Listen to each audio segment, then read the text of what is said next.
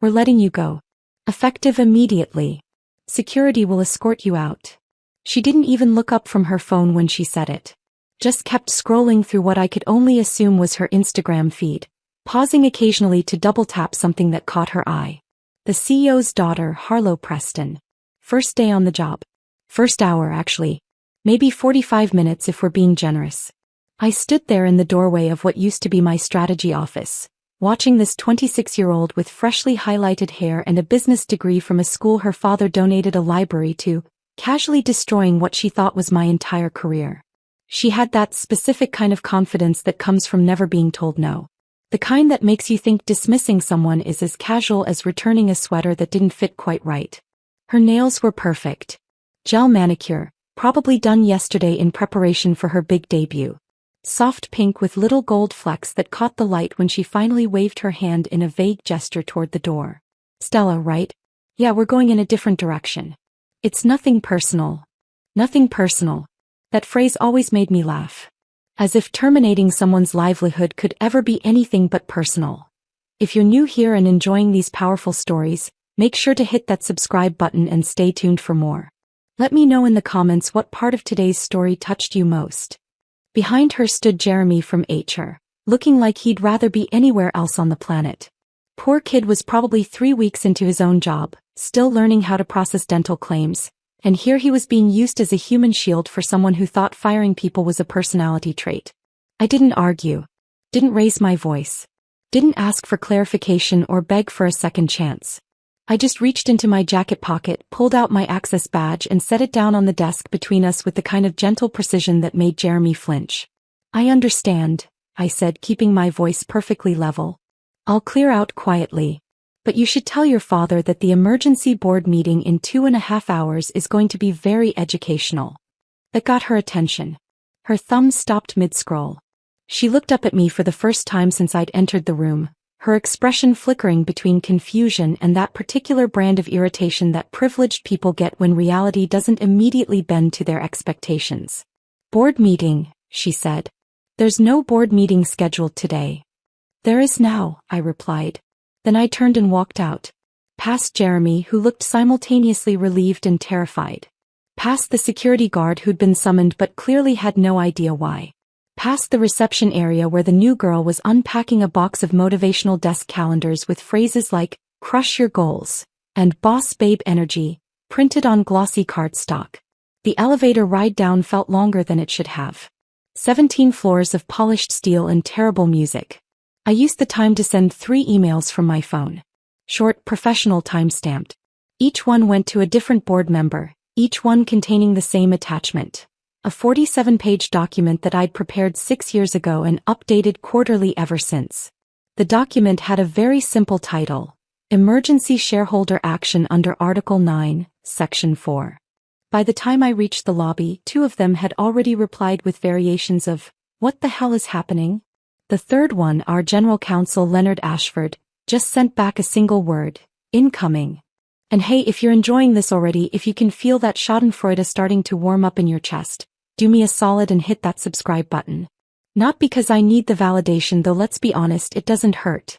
But because these stories, these real accounts of what happens when corporate nepotism meets consequence, they need to be told. And your support helps make sure they keep getting told. Now back to Harlow's very bad day. 2.5 hours. That's how long she had to enjoy being the decision-maker before everything imploded. I imagine she celebrated. Maybe ordered lunch from that overpriced salad place downtown, the one that charges $18 for lettuce and calls it wellness. Maybe she called her father to tell him about her big executive move, her first real display of authority. Maybe she even started planning what other changes she'd make, who else she'd fire, how she'd reshape the company in her own image. What she didn't know, what nobody had bothered to explain to her in whatever crash course they'd given her on leadership, was that I'd spent the last 19 years building a very specific kind of safety net. Not for myself exactly. For the company. For the thing I'd helped create from absolutely nothing. Article 9, Section 4 of our operating agreement, buried in the kind of dense legal language that most people skim past on their way to the signature line, contained what I like to think of as the nuclear option. It stated, in carefully crafted legalese that had been reviewed by 3 different law firms, that any termination of a founding officer executed by a non-equity executive without explicit board approval would trigger an immediate suspension of that executive's authority. All decisions made by said executive would be void. All appointments revoked. And control would revert temporarily to the majority shareholder for emergency review. The majority shareholder. That would be me. See, I'd never been interested in the spotlight. Never wanted my face on the website or my name in the press releases. While everyone else was fighting over titles and corner offices, I was quietly negotiating for something much more valuable. Ownership. It started small. 0.5% here, a full percent there. Every time we closed a funding round, every time we brought in a new investor, every time someone needed to liquidate their position for whatever reason, divorce, debt, bad investments in cryptocurrency, I was there with an offer. Always fair, always reasonable, never greedy. Just persistent. The founder, Harlow's father, Robert Preston, he thought it was charming at first. Called me the collector. Joked that I was building a retirement fund one share at a time. He had no idea I was building a fortress. By year 5, I owned 11%. By year 10, 29%. When the CFO had his very public breakdown and needed to cash out immediately to pay for his legal defense, I bought his entire stake at a discount. When Robert's brother tried to stage a hostile takeover and failed spectacularly, burning through his legal fees and then some, I offered him an exit that saved what little dignity he had left. In exchange, I got another 18%. 74%. That's where I'd been sitting for the last 3 years. Quietly. Patiently. Watching Robert hand out meaningless titles to family members while I held the actual keys to the kingdom. And nestled in those operating agreements, in the fine print that nobody read during the good times, was Article 9, Section 4. My insurance policy. My tripwire. The thing I'd insisted on including after Robert's nephew tried to fire the entire marketing department during what can only be described as a cocaine-fueled tantrum. That nephew lasted 3 days. This morning, when Harlow Preston read her little script and terminated me without cause, without process, without authority, she'd activated that clause like pulling a pin from a grenade. And unlike her manicure, the damage was going to be permanent. I didn't go home. Instead, I went to a coffee shop 2 blocks from the office, ordered something expensive and complicated and set up my laptop. The emails were already pouring in. Board members, investors, department heads who'd somehow gotten wind that something seismic was happening. Leonard called first. Didn't even bother with pleasantries. Tell me she didn't. She did. Without board approval? Without board knowledge. He swore. Colorfully. The kind of swearing that comes from someone who can see the legal bills piling up like snow in a blizzard. Do you know what this means? I wrote the clause, Leonard. I know exactly what it means. She's going to fight this. With what authority? Silence. Long, heavy, the kind that speaks volumes. The board meets in. He checked his watch, 2 hours and 7 minutes. I'll be there, I said. Stella. He hesitated. Are you sure you want to do this? The fallout is going to be massive. I took a sip of my overpriced coffee. It was too hot, burned my tongue a little. Good. I wanted to feel something sharp. She fired me, Leonard. On her first day. Didn't ask questions, didn't review performance, didn't even pretend to have a reason. Just decided I was disposable. She's an idiot. She's a symptom, I corrected. Robert's been handing out executive positions like party favors for years. Someone was going to do something catastrophically stupid eventually. Better that it happens now while we still have time to correct course. You mean while you have the votes to take control? I mean while the company still has a chance to be run by people who actually built it. He didn't argue with that. Leonard had been with us since the beginning, back when we were operating out of a converted warehouse with folding tables and dreams. He'd watched the slow transformation from scrappy startup to bloated family business, seen the gradual replacement of competence with nepotism. See you at 3, he said and hung up. I spent the next hour reviewing documents. Financial statements, operational reports, personnel files. Everything I'd need to make my case. Not that I thought anyone would argue. The numbers spoke for themselves. Since Robert started installing family members in key positions, our efficiency had dropped 17%. Our innovation pipeline had slowed to a crawl. 3 of our best people had left in the last year alone, citing cultural concerns in their exit interviews. Cultural concerns. That was HR speak for The boss's relatives are incompetent and insufferable. At 2:30, I packed up my laptop and walked back to the building I'd been escorted out of just hours earlier. The security guard at the front desk, Martin, did a double take when he saw me. "Miss Callahan?" I thought. "I'm here for the board meeting," I said pleasantly. He checked his computer, frowning. Then his eyes went wide. "Oh. You're listed as..." He couldn't seem to finish the sentence. "Majority shareholder," I supplied helpfully. "Right. Yes. Of course. Go right up." The elevator ride back up those 17 floors felt different this time. Faster. More purposeful. I caught my reflection in the polished steel walls. Same black suit I'd been wearing this morning. Same expression. But something had shifted. Some invisible weight had been lifted. I'd spent 19 years being careful. Being diplomatic. Being the person who fixed problems quietly, who made sure the machine kept running, who absorbed chaos and converted it into stability. I'd been the adult in the room for so long that people had forgotten I had teeth. They were about to remember. The boardroom was already half full when I arrived. Conversations died mid-sentence as I walked in. Every head turned. I saw confusion, curiosity, and in a few faces, dawning understanding. Leonard was already seated, legal pad in front of him covered in notes. He gave me a small nod. Robert wasn't there yet. Neither was Harlow. That would change soon. I took my seat. Not at the side of the table where I usually sat during these meetings, where the advisors and officers traditionally positioned themselves. No, I walked straight to the empty chair at the head of the table, the one Robert always occupied, and I sat down. Nobody stopped me. Nobody questioned it. Because according to the filing that had been distributed an hour ago, according to Article 9, Section 4, according to the very laws that governed this company, I had every right to be there. One of the board members, an early investor named Catherine Wolfe, cleared her throat. "Stella, before we begin, perhaps you could clarify." "All will be clarified shortly," I said. "I'd prefer to explain everything once rather than repeat myself." She nodded, leaning back in her chair. The others followed suit. Waiting. Watching. At 2:03, the door burst open. Robert came in first, red-faced, tie askew, looking like he'd run from the parking garage. Behind him came Harlow, her earlier confidence replaced by something approaching panic. Behind her, trailing like lost puppies, were Jeremy from HR and two other people I didn't recognize. Robert stopped short when he saw me sitting in his chair. His face went from red to purple. "What the hell is this?" "This is the emergency board meeting," I said calmly. "Please take a seat." "Take a seat? You're sitting in my chair." "Actually, I'm sitting in the chairman's chair. And as of this morning, following the activation of Article 9, Section 4, I'm the acting chairman pending shareholder review." Leonard stood up, legal pad in hand. "Robert, perhaps you should." "I don't need you to tell me what I should do." Robert snapped. "This is my company." "No," I said, and my voice cut through the room like a blade. "This is my company. You founded it. I own it. There's a difference." The silence that followed was absolute.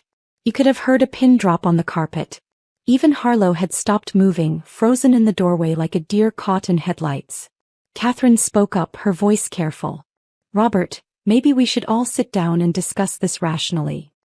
He looked around the room, seeing the faces of the other board members, seeing the lack of support, and slowly, reluctantly, he moved to one of the side chairs. Harlow followed, taking a seat next to him. The others filed in behind them. Once everyone was settled, Leonard began. "For those who haven't reviewed the emergency documentation, here's the situation. This morning at approximately 9:15, Stella Callahan was terminated from her position as Chief Strategy Officer by Harlow Preston, who was appointed Chief Operating Officer yesterday without board vote or approval." "I have the authority to make personnel decisions," Harlow interrupted, her voice shaking slightly. Leonard didn't even look at her. "You have the authority granted to you by your title. That authority is derivative, meaning it comes from the board's approval of your appointment. However, that appointment was never formally voted on. It was announced unilaterally by Robert and rubber-stamped by HR. "It's a formality," Robert growled. "It's the law," Leonard shot back. "And more importantly, according to Article 9, Section 4, Any termination of a founding officer by a non-equity executive without board approval triggers an immediate suspension of executive authority. He pulled out a document, sliding it to the center of the table. Stella Callahan owns 74% of this company. She's not just a founding officer. She's the majority shareholder. Her termination, executed without cause and without board review, has activated this clause. Catherine picked up the document, reading through it. Her eyebrows rose. This clause has been in the operating agreement since when? Since year 6, I said. After we had an incident with another family member trying to exercise authority they didn't have. We added it as a safeguard. Robert said. I don't remember agreeing to this. You signed it, Leonard said flatly. Along with every other investor and board member at the time. Your signature is on page 42. Another board member, Gerald Young, spoke up. So what exactly does this mean? What's the practical outcome here? I leaned forward. It means that as of this morning, all executive decisions made by Harlow Preston are void. Her appointment is suspended pending review. And control of day-to-day operations reverts to me until the board can vote on a proper resolution. Harlow finally found her voice. This is insane. You can't just. I already did, I said, looking at her directly for the first time since she'd entered the room. When you fired me without authority, you pulled the trigger. I just built the gun. Robert slammed his hand on the table. This is a coup. You're trying to steal my company. Your company? I kept my voice level, emotionless. Robert, let's talk about what you've built versus what I've built. You had the initial idea, I'll give you that. A brilliant vision for supply chain optimization software. Revolutionary even. But that idea was worth exactly nothing until someone turned it into a functioning business. I opened my laptop, projecting a spreadsheet onto the screen at the end of the room. Year 1, you focused on vision. I built the team, negotiated our first contracts, and structured our financing. Year 2, you gave interviews. I developed our operational framework and established relationships with manufacturers. Year 3, you won awards.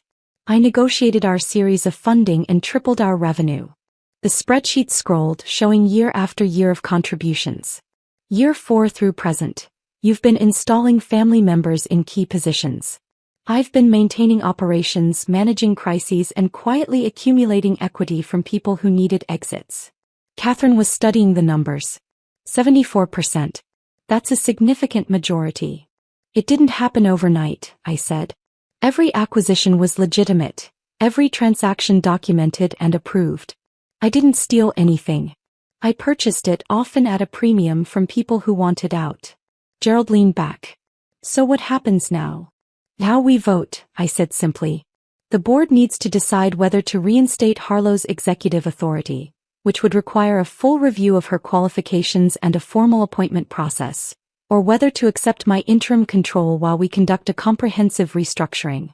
Restructuring. Robert's voice was dangerous. Robert, in the last 3 years, you've hired 7 family members. 2 are competent. The other 5 are liabilities. Our operational efficiency is down, our innovation pipeline is stagnant, and we've lost 3 senior engineers to competitors who actually value merit over bloodline. Those engineers were disloyal. Those engineers were driven away by incompetence, I countered. And if we don't fix this now, we're going to lose more. Good people don't want to work for a company where advancement is determined by whose wedding you attended. Catherine raised her hand. I'd like to call for a formal vote on the following motion, that the board recognizes Stella Callahan's interim authority under Article 9, Section 4, and supports a 90-day operational review to be conducted by an independent consulting firm. Second, Gerald said immediately. All in favor? Leonard called. 5 hands went up. 6 including mine. Opposed. Robert's hand shot up. Harlow's followed, tentative and uncertain. Motion passes, Leonard said. Stella, you have 90 days. Robert stood up so fast his chair nearly tipped over. This isn't over. I'll fight this. I'll take it to court. On what grounds? I asked. I haven't violated any laws. I haven't breached any contracts. I've simply exercised the rights that come with owning 74% of a private company. You want to take that to court? Be my guest. Discovery should be fascinating. He stared at me for a long moment and I could see the calculation happening behind his eyes. The realization that a legal battle would expose every nepotistic hire, every unqualified promotion, every corner cut to accommodate family members who had no business being in leadership positions. "Come on, Harlow," he finally said, turning toward the door. She stood up, following him, but paused at the threshold. She looked back at me, and for just a moment, I saw something other than entitlement in her expression. Fear maybe. Or understanding. The realization that she'd just learned a very expensive lesson about the difference between authority and power. "For what it's worth," she said quietly, "I'm sorry." I nodded. "For what it's worth, you should find a job where you can actually learn something before you're put in charge of things you don't understand."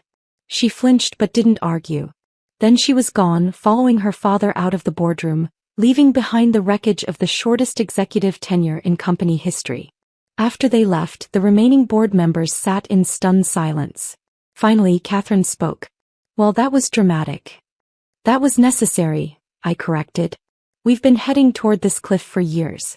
Better to address it now than wait until we drive off the edge." "What's your plan?" Gerald asked. "Realistically, what are you going to do with 90 days? I closed my laptop. "First, I'm going to conduct a complete operational audit. Every department, every role, every process. We're going to identify inefficiencies and address them. Second, I'm going to implement a proper merit-based advancement structure. No more promotions based on family connections.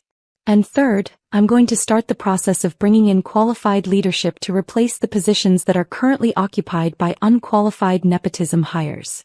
"That's going to create waves," Leonard warned. "Good," I said. "This company needs to remember what it was built on.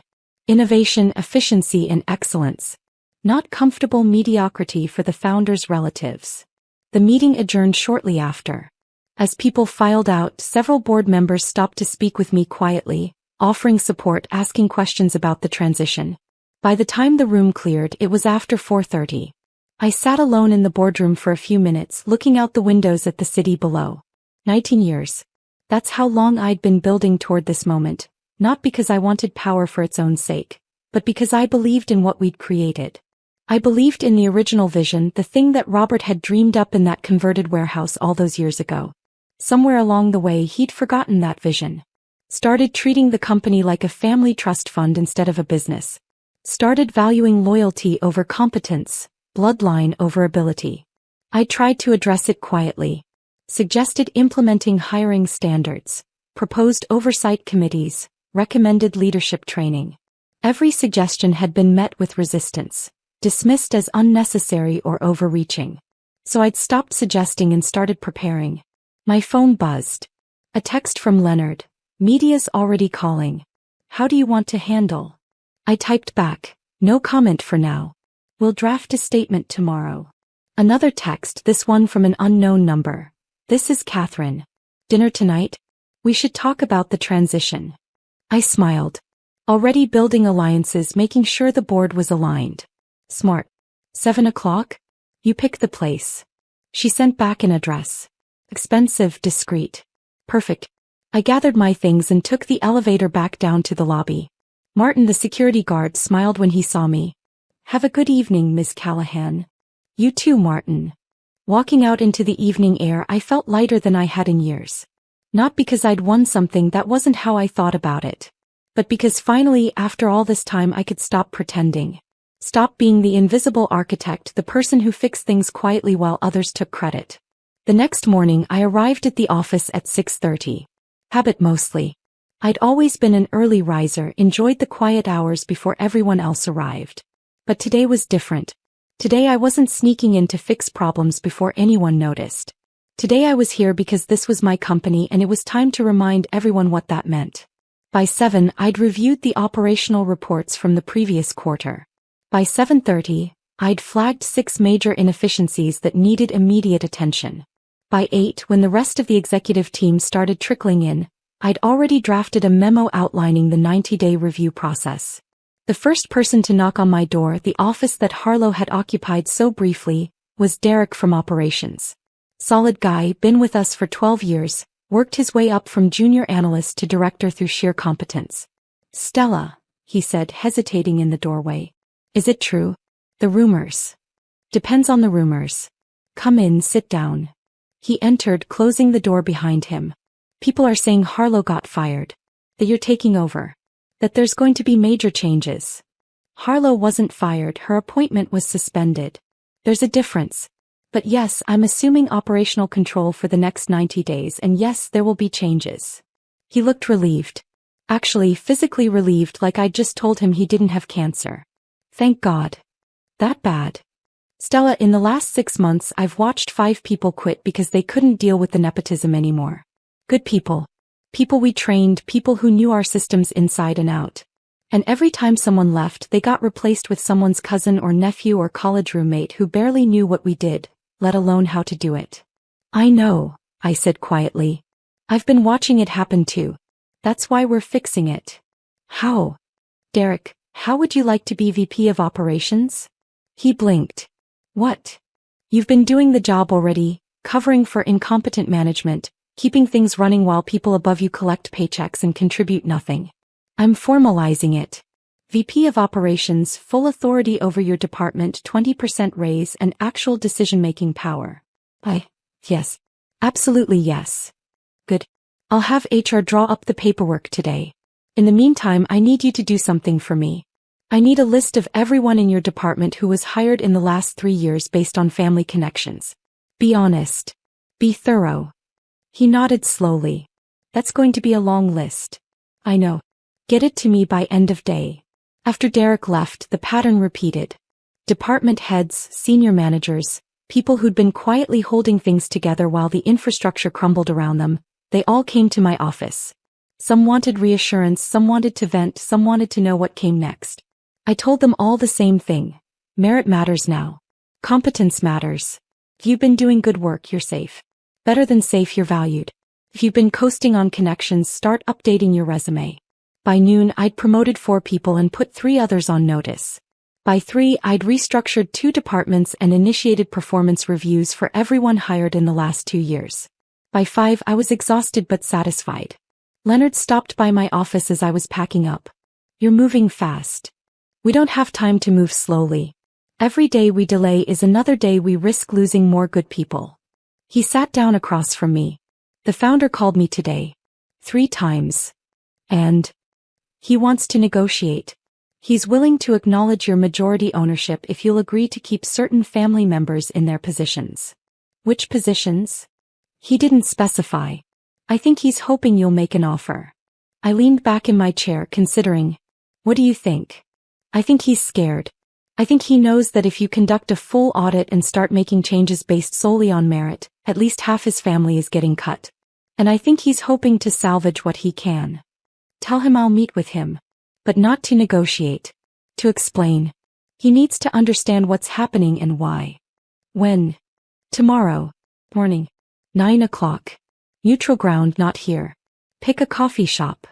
Leonard made a note. I'll set it up. So one more thing. The press is getting more aggressive. They know something happened. Someone's leaking. Let them leak. The truth will come out eventually. Better they hear it from someone who was there than we try to spin some sanitized version. That's risky. So was building a 74% ownership stake while everyone else was focused on job titles. I don't do safe, Leonard. I do effective. He smiled at that. Fair enough. Get some rest. Tomorrow's going to be intense. The coffee shop Leonard chose was perfect. Small, quiet, located in a neighborhood where nobody would recognize us. I arrived 5 minutes early and claimed a corner table with a view of the door. Robert showed up 10 minutes late, a power play that would have been more effective if I hadn't seen him through the window, sitting in his car, working up the nerve to come inside. He looked older than he had yesterday. Tired. The kind of exhaustion that comes from realizing you've lost something important and not being entirely sure how it happened. Stella, he said, sitting across from me. Robert. We ordered coffee. Neither of us touched it. I don't understand, he said. After 19 years, how can you do this? Exercise my rights as majority shareholder? I'm not destroying your company. I'm saving it. You're cutting out my family. My legacy. I'm cutting out incompetence. The fact that it's mostly your family isn't my fault. They're learning. They need time. They've had time. Harlow fired me in 45 minutes. Your nephew tanked Q3 with meme marketing. Your brother-in-law lost a major client, showed up drunk. Those were isolated. No. They were symptoms. You stopped building and started handing out titles like party favors. They're loyal. Loyalty without competence is expensive baggage. He stared into his cup. So you'll erase my family? I'll run this company on merit. Qualified people stay. Unqualified go. Simple. It's not that simple. It is. You made it messy by valuing blood over ability. He was quiet. I trusted you. Thought we were partners. I was always on the company's side. That's why I built the failsafe. You wanted control. I wanted protection, from exactly this. He stood. I'll fight you. You'll lose. I own 74%. Every share legally bought. Every clause enforceable. Go to court if you want, but you'll just waste money confirming what's already true. This isn't over. Yes, Robert. It is. He left, shoulders slumped. Once a visionary founder, now hollowed by his own complacency. The 90-day review moved fast. The consultant's findings were brutal. 42 roles redundant or underperforming. 27 held by family or friends. $12 million in annual efficiency losses. Plummeting morale, especially around leadership fairness. No pleasure in it, just necessity. Restructuring began on day 45. We let go of the worst offenders. A VP of marketing who'd never run a campaign. A director of engineering who couldn't code. A head of sales with 0 closed deals. All received generous severance, outplacement help, clean references. I wasn't punishing people. I was saving the company. Robert's family reacted predictably. Anger, accusations, empty legal threats. None of it went anywhere. Harlow, though, surprised me. On day 60 she called. We met at the same coffee shop where I'd spoken with Robert. I want to apologize. Properly, she said. Dad told me firing you was the right move. That you were blocking progress. I didn't question him. I just did it. She looked down. I've watched everything fall apart since. You weren't the villain. You were the only one who actually cared about the company. She was going back to school, to learn, not just collect credentials. If I come back someday with real skills, would you consider hiring me? If you earn it? I said. Yes. If you expect it because of your name? No. She smiled genuinely. Fair enough. By day 90, the transformation was complete. 23 roles cut, $9.4 million saved annually, employee satisfaction up 32%, innovation accelerating. The board voted 7-1 to make my control permanent. Robert abstained, a quiet surrender. Catherine pressed me. You've earned the title. President. Step into the light. I don't need the title, I said. I need the company to succeed. Weeks later things stabilized. Clients returned. Talent followed. 3 months after the vote, Robert appeared at my office. You were right about everything, he said. I confused legacy with entitlement. He handed me his resignation from the board. This company needs you. Just you. 6 months on, I accepted the role of executive chair. Not CEO, not figurehead, but strategist. We hired Andrea Kowalski as CEO. Sharp, unconnected, hired solely on merit. Her first question, will you micromanage me? My interest is results, I said. Deliver them and you'll never see me. Fail and we'll talk. He thrived. Revenue doubled in 18 months. The company finally became what it was meant to be. 2 years later I saw Harlow at a tech conference. Attending, not speaking, taking notes. I'm learning, she said. If I ever earn my way back, I'd love to contribute. Not as a Preston, but as someone who belongs. Keep learning, I told her. When you're ready, we'll talk. She walked away, back to the conference, back to her education. And I felt something unexpected. Hope. Not just for her, but for the idea that one person might finally grasp the difference between entitlement and earned opportunity. I stayed long enough to do what an executive chair should, then slipped out early. There was work to do. Always work. Strategy, investor prep, operational reviews. Not for titles or recognition. For the vision I'd believed in since day one. The badge reader beeped. Martin waved from the front desk. Working late again, Miss Callahan? Just the usual. You should rest. I'll rest when we hit our 5-year targets. That's what you said about the 3-year ones.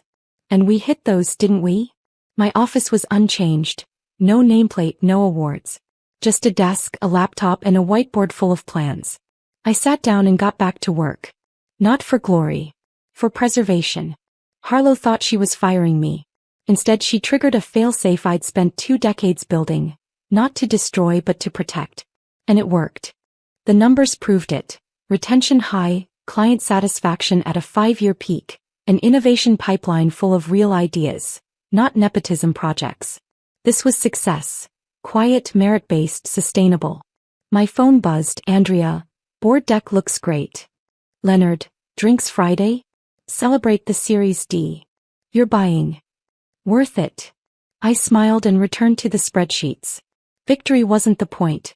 Protection was. Building something that outlasts ego. Real power isn't inherited or announced. It's earned, accumulated, and activated when necessary. Harlow, Robert, the board, they all learned that the hard way. Because this was never revenge. It was about merit. Competence. Excellence. And making sure those words meant something. Backed by 74% ownership. She thought she ended my career that morning. What she actually did was hand me the keys. And I wasn't giving them back. Game. Set. Match. Always check who owns the building before you try to throw someone out of it.